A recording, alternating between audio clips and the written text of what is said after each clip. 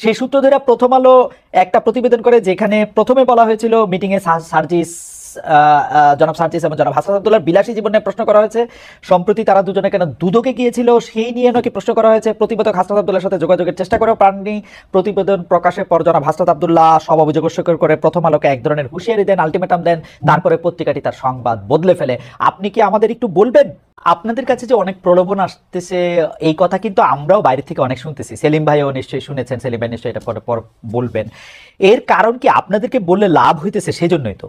মানে আপনারা হচ্ছে কোন একটা তদবির আপনাদের কাছে আসে, আপনাদেরকে বললে কখনো আপনারা টাকা না নিয়া, কখনো টাকা নিয়া, কখনো আমাকে ভালোবাসিয়া আপনারা এই ফোন করেন, তখন এটা কাজ হয়ে যায়, তাই তো? সংগঠনের ক্ষেত্রে আপনারা আসলে কোন নীতি অনুসরণ করছেন এসব ক্ষেত্রে? যেমন আমরা দেখছি যে আপনাদের একজন বড় নেতা সার্জিস আলম, তিনি যখন 150টি গাড়ি নিয়ে সেখানে গেলেন, সেটি নিয়ে আপনাদের দলের ভিতরে অনেক সমালোচনা হয়েছে। আমরা যখন দেখলাম যে আপনাদের একজন দলের বড় নেতা, উনি একটি বিরাট অফিসে বসে বিরাট করে একটু সিগনেচার দিয়ে একটু ছবি তুলছেন, সেটাও আপনাদের দলের মধ্যে অনেক সমালোচনা হয়েছে। আপনারা কি এগুলি দল থেকে উৎসাহিত করছেন, নাকি আপনারা দলের মধ্যে এগুলি প্রশ্নবিদ্ধ করছেন? আপনারা কি মনে করছেন যে আপনারা এরকম একটা দল হবেন যে যেমনি ইচ্ছা সে তেমন করুক, নাকি আপনাদের একটা নির্দিষ্ট একটা নীতিমালা বা গাইডলাইন আপনাদের আছে?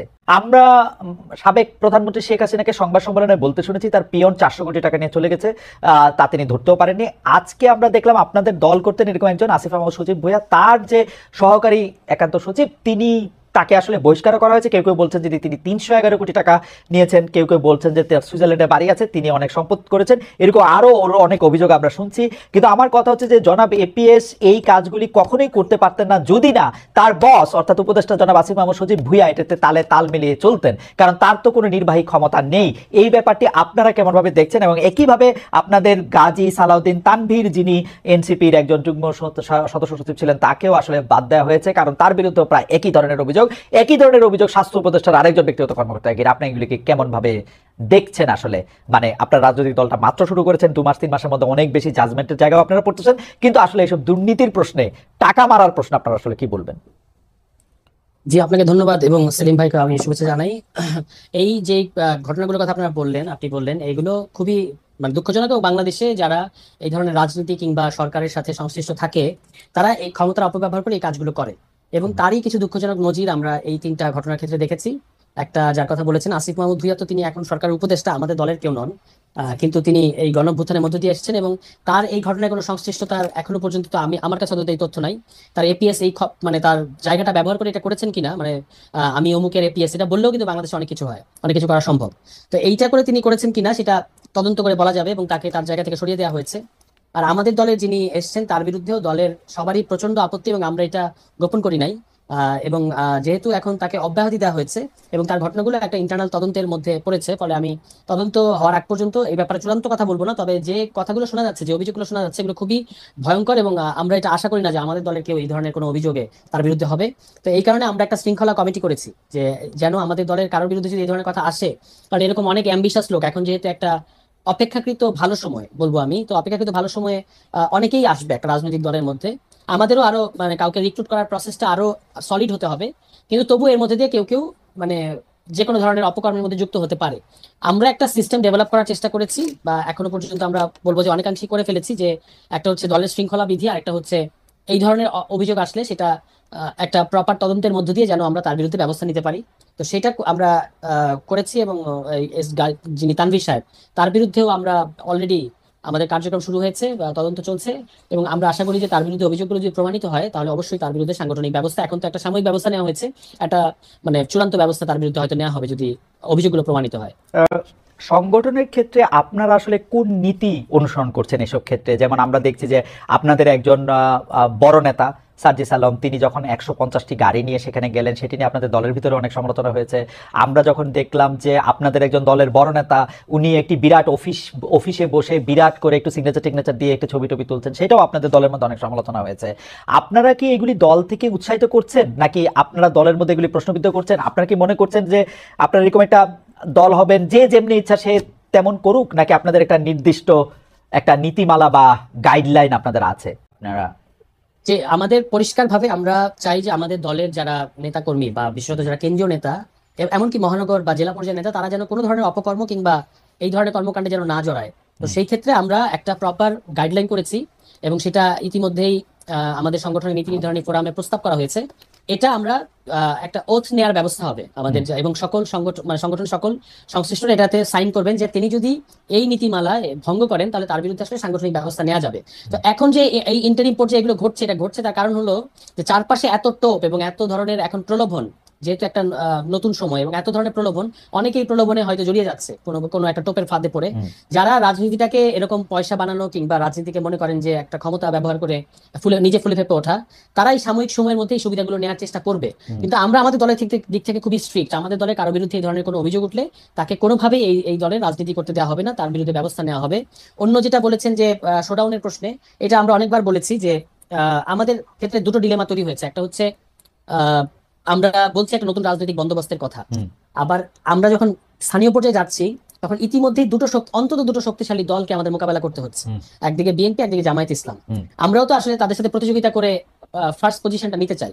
তো সেক্ষেত্রে যেটা হচ্ছে যে আমাদের অনেকের মধ্যে এরকম একটা চাপ তৈরি হচ্ছে যে কিভাবে আমি দ্রুত মানুষের কাছে পরিচিত হব, কিভাবে বা আমাকে যে একটা গ্রহণযোগ্য জনপ্রতিনিধি হিসেবে মানুষ মনে করবে, সেটার জন্য আমাকে কি কি করতে হবে। তখন কারো কারো মনে হচ্ছে যে আমাকে হয়তো এমন একটা কিছু করতে হবে যে যার মধ্যে দিয়ে আমি দ্রুত অ্যাটেনশন পাবো।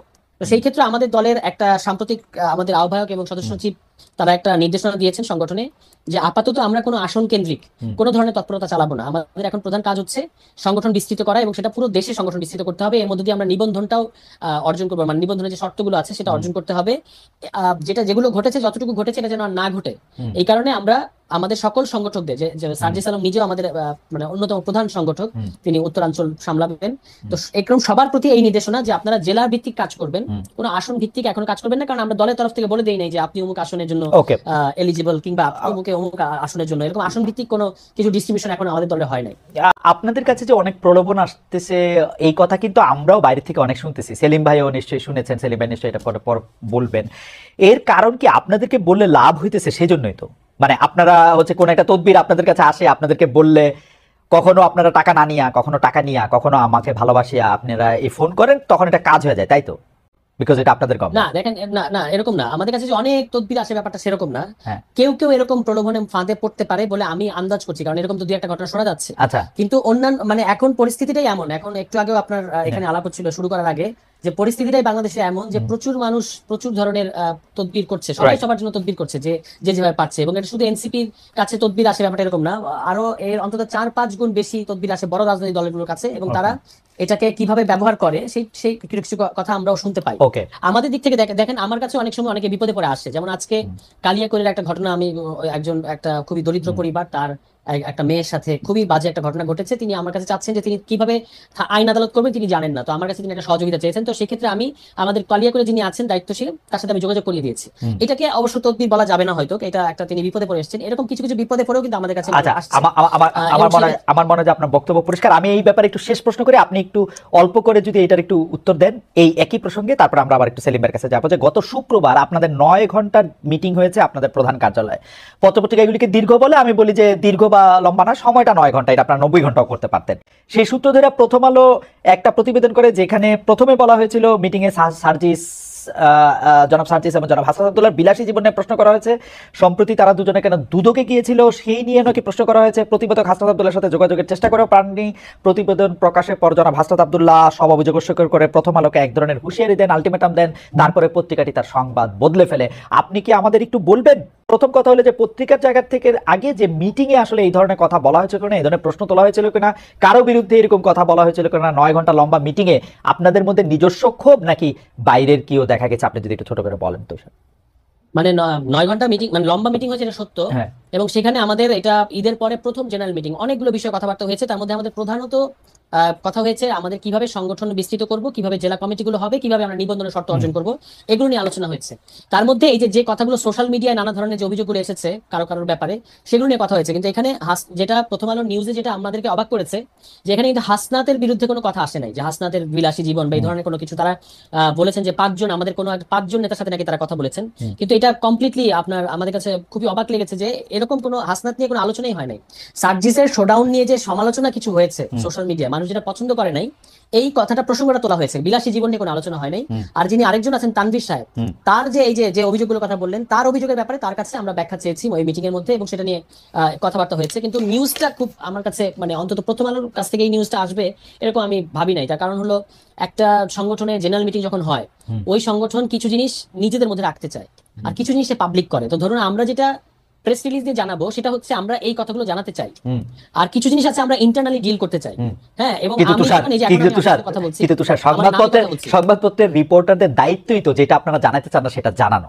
যদি আপনি প্রেস রিলিজে যেটা জানাবেন তার জন্য তো সাংবাদিক দরকার নাই, আমার মতো দুই একটা পিআর এর লোক হলেই হবে, পাবলিক রিলেশনসের লোক হলেই হবে। That's fine. কিন্তু আপনি যখন মানে আমার কোনো নেতার কাছ থেকে কোনো ইনফরমেশন পেয়ে সেটাকে আবার একটু বিকৃতভাবে উপস্থাপন করছেন, তখন তো একটা সমস্যা। সেটা বিকৃতভাবে উপস্থাপন করেছেন কিনা সেটা তো হচ্ছে অবশ্যই প্রশ্ন, অবশ্যই প্রশ্ন।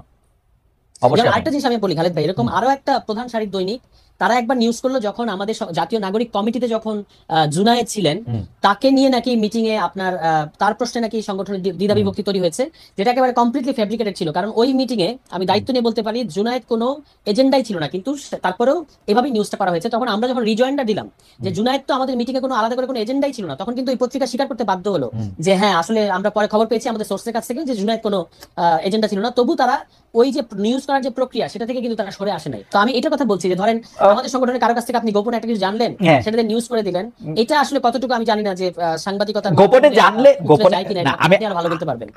আমি আপনাকে আমার কথা যদি আপনার আমার মানে আমি 1993 সাল থেকে সাংবাদিক করাই আমার আন্ডারস্ট্যান্ডিং অফ সাংবাদিকতা হচ্ছে যে যদি একমাত্র আমার দায় হচ্ছে পাবলিক ইন্টারেস্টের কাছে, আপনার কাছে থেকে যদি কোনো তথ্য আমি অফ দ্য রেকর্ড জানি, অবশ্যই এটা আমি জানাবো না, কিন্তু কোনো তথ্য যদি আমাকে ভিতরের কোনো সোর্স জানায় এবং এটা যদি আমি ভেরিফাই করে আমি এটা জানতে পারি যে এটা সত্য, এটা আপনার পছন্দ হোক না হোক, এটা আমার জানাইতেই হবে। এটা আমার সাংবাদিক হিসাবে এটা আমার দায়িত্ব, আমার কিছু করার নাই। মানে এতে আপনি আমাকে কম ভালোবাসবেন, এখন আমি আর কি করবো, একটু রিস্ক আমার নিতে হবে। বাট আপনি খুব পরিষ্কার, ঠিক আছে সেটা না খালেদ ভাই, মানে একটা হচ্ছে যে তথ্যটা তো সত্য হতে হবে, এখন তুষার আপনি একজন রাজনীতিবিদ, আপনার ফ্যাক্ট আর আরেকজনের ফ্যাক্টের মধ্যে একটু রসমন ইফেক্ট থাকার কথা, যে আপনি যেটাকে ফ্যাক্ট মনে করতেছেন আরেকজন থেকে সেটাকে ফ্যাক্ট নাও মনে করতে পারে।